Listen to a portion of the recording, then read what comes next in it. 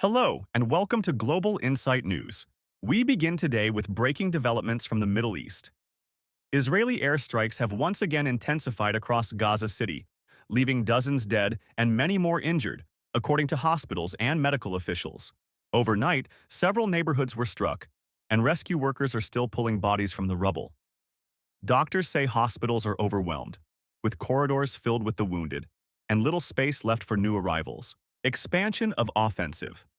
This new wave of strikes comes as Israel expands its ground offensive deeper into Gaza's most populated districts. Tanks and armored vehicles have reportedly advanced into areas such as Sabra, Sheikh Radwan, Tel al-Hawa, and al-Nasser. Eyewitnesses describe intense gunfire, heavy artillery, and drones circling overhead.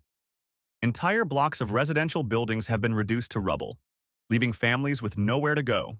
The Israeli military insists its operations target Hamas positions, but for civilians on the ground, the line between safe and unsafe areas has virtually disappeared. Humanitarian crisis hospitals across Gaza are reporting severe shortages of fuel, medicine, and food supplies.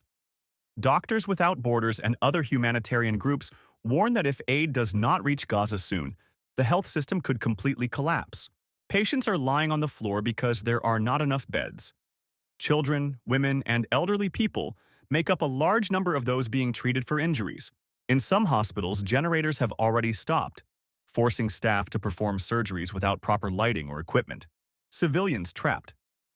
For ordinary families, daily survival has become nearly impossible. Residents describe waking up to explosions, rushing to shelter, and then finding those shelters also under attack. Thousands have been displaced from their homes. Schools, mosques, and even makeshift tents are now overcrowded, offering little protection. One local resident told reporters, "We have no food, no water, no medicine. We are just waiting, not knowing if we will survive the next strike." International response. The international community is reacting with growing concern. The United Nations has called for an immediate humanitarian pause. Several governments, including in Europe and the Middle East, are urging both sides to reach a ceasefire and hostage release deal.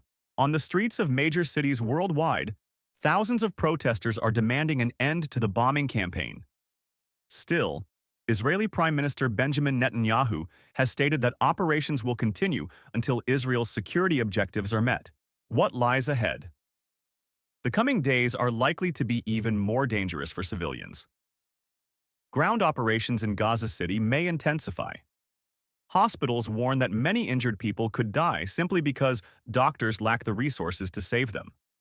Aid organizations stress that without safe corridors, food and medical supplies cannot reach those most in need.